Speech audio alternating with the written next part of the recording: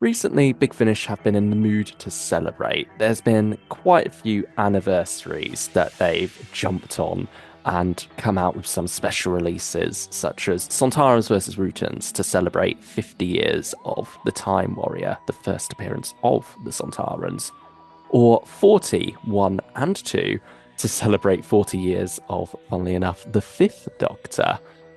Even just last year, we had 40 years of the Sixth Doctor celebrated with two different box sets, both unconnected, but both celebrations. It was the Quinn Dilemma and the Trials of a Time Lord. And to end the year, it was 50 years of the Fourth Doctor. Tom Baker has been playing this role for over 50 years now. That is insane. And he's still going strong. And to celebrate that fact, Big Finish came along with the Curse of Time on the 28th of December 2024. This release was released exactly 50 years after the first full episode of the Fourth Doctor, Robots, episode 1.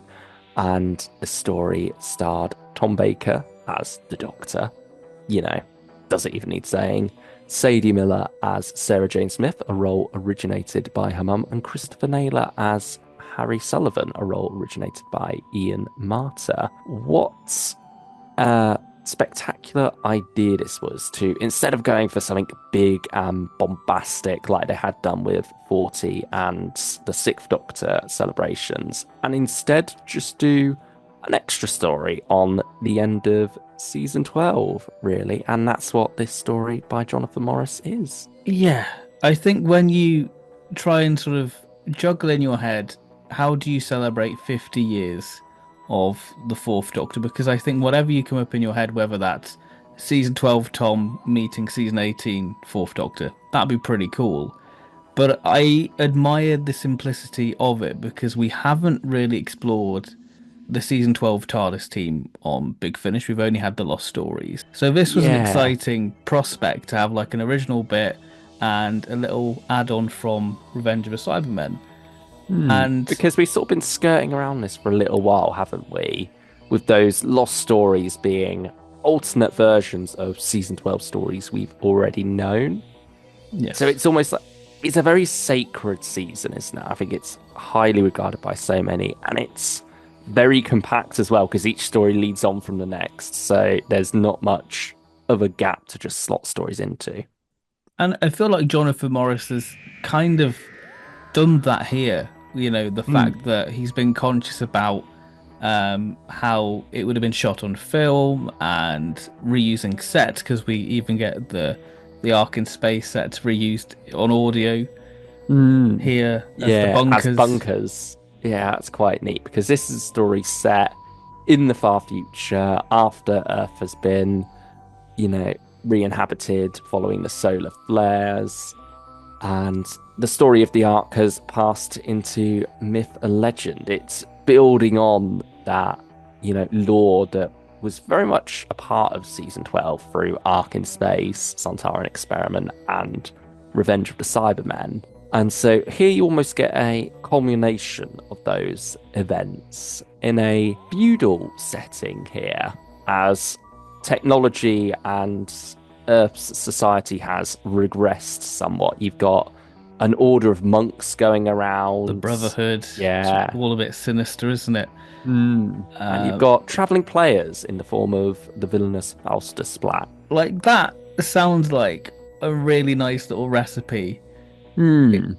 instead, it just feels a bit, uh, Yeah, that's what I got. There's a lot of good ideas here, but in execution, it just sort of plodded along for 4 episodes and was done. Like, it I don't. it doesn't particularly scream Hinchcliffe to me.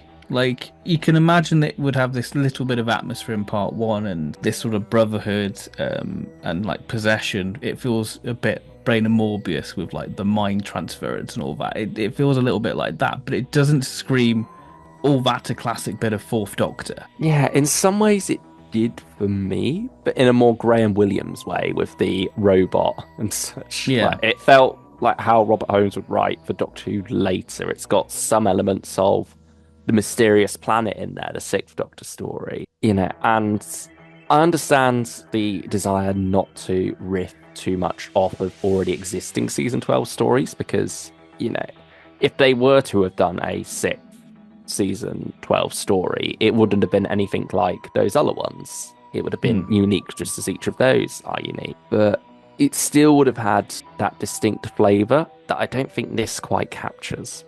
Yeah, I think what doesn't help this is as well for me. I think the characterization feels a little bit off, especially when you look at Sarah, where Mm. Sarah feels more of a season 11 counterpart, where she's more sort of woman's lib, um, whereas that's not really the Sarah you get in season 12, I feel. Yeah, she sort of softened a lot throughout the Fourth Doctor's run.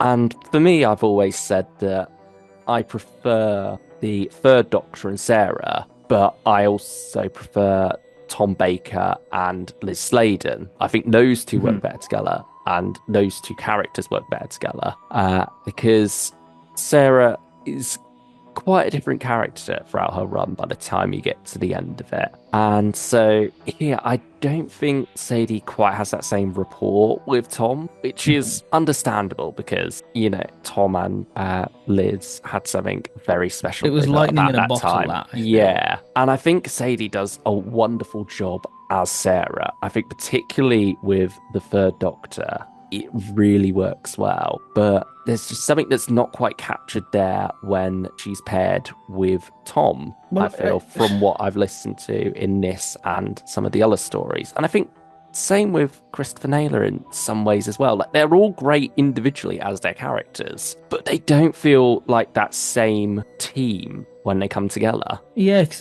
I think when you, in this story in particular, it's very much the Fourth Doctor and Harry, isn't it? Hmm. They're very much paired up. Sarah's got her own little plot going on. And yeah, I don't think it's the same sort of. I think maybe because we all have that image of what that relationship is, and we all hold that relationship quite close to our hearts, really. So it's one of those ones where we want that, but we're not really getting it. But like you say, in isolation, these are great elements, but they just don't seem to click together. Whether it's because we haven't experienced them much yet, maybe Hmm. that relationship will develop over time when we hopefully get a full series with this TARDIS team. Yeah, it's just that report is not quite there yet for whatever reason. And I don't know if in the writing, like you say, they're divided up a lot. So it doesn't quite get to be that celebration of this trio that you might expect. It just ends up being fairly bog standard Doctor Who story. I feel kind of hypocritical in criticizing because that was partially what I was so excited for about this, that it wasn't some big all throw all your toys into the mix and have fun in the Fourth Doctor sandpit. It was something more restrained for an anniversary story. Ends up being standard Doctor Who fare, really. Yeah, it just there's nothing that quite stands out about it. The execution of these pretty strong ideas just doesn't have enough going for it. It's a shame at the end of the day. There was a lot of potential here. I'm not criticizing the decision to not go big and bombastic and throw in every single Fourth Doctor companion and such. Yeah, Like, I think it's a good idea to do something a bit different for an anniversary. Similar to what the 60th did. yeah. Yeah, but it's just you have to have the strong story to pair with that, and the Curse of Time isn't that at the end of the day. I feel like the Brotherhood, there was a lot there you could have done with it. Instead, it sort of went more down the sci-fi route, whereas I think if you blend down more with the Brotherhood, that would have felt more like Hammer horror homaging what the Hinchcliffe era did so well. Yeah, have them be a bit more like the Brotherhood from Master Mandragora, Yeah, Cult of Demnos. Have something a bit more so they're in the akin to shadows that. and striking. That I think, yeah, I really like the medieval setting. I think that Mm, was a great idea. But yeah, just the whole sort of mind transference thing with Zephon. yeah, well, not Yeah, Zaphod. that's it. Yeah, Um, that's not a spoiler for Zephon being in this. he's not in it. John Coleshaw's not in this one. No. If you Uh, want a bit of Zephon on audio against the Fourth Doctor, go check out Series 8 of the Fourth Doctor Adventures, The Syndicate Master Plan. In fact, Go check that out anyway instead of Curse of Time because that is a much better That is a way to celebration. spend your Yeah. money. Yeah. But I yeah, mean, there's room for more. So if we could get a series with for Sarah and Harry. That'd be neat. yeah, I don't feel myself clamoring for it though at this point. No, I I feel like feel, I've scratched an itch and I'm happy with what we've yeah, got.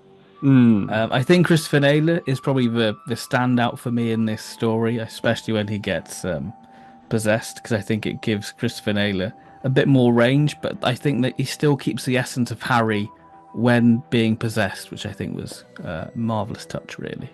oh, he's always wonderful. He's got Harry down to a T. He's a proper He's chap. that, yeah, he's that loving, fumbling character that we all know and love. Ian Marter originated the role brilliantly and is always wonderful to go back and watch on screen. And then Christopher Naylor has picked up the baton and run with it on audio brilliantly. And I love all the stuff he's done with, Unit and the Seventh Doctor, and his further travels with the Fourth Doctor and Naomi are really strong. He's an MVP of Big Finish at the moment. I think Hmm. he is one of their best recasts. And Sadie Miller as well. I'm adoring what she's doing with Tim in the Third Doctor Adventures. Yeah, I just think something's not quite working about them all together with the Fourth Doctor just yet. Hmm. Yeah. But to Uh, give Curse of Time a rating, 6 or 7? I'd go 7. I think part 4 lifted it up for me. Hmm. Yeah, I think, yeah, don't go into this one expecting anything too Grand. special. No. It's just another Doctor Who story at the end of the day that happens to be the Fourth Doctor's 50th I think anniversary that's the issue. celebration. I think that's the issue because it's marketed as a 50th anniversary. We naturally, put everything on it, going, this is going to be something special and magical. So maybe if we re-listen to it now, we know what to expect. We can possibly get a little bit more out of it. Maybe, hopefully.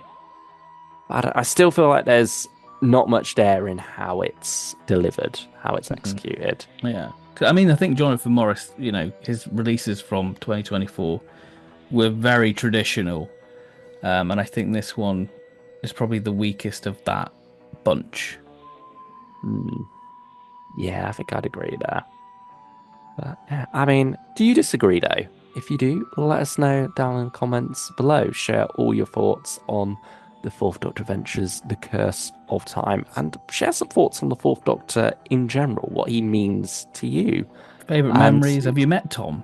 You know, yeah, have you met Tom? I have. Oh, he has. I have not. Uh, but yeah, I mean, that's a topic for another video, I suppose. Hmm. Memories of the Fourth Doctor. Yeah, I mean, were you around when Robot came out? Do you remember sitting down in front of your TV on December 28th, 1974 to watch Robot? Yeah, share all that down below, and we will see you all in the next video. Bye bye. Goodbye, everyone.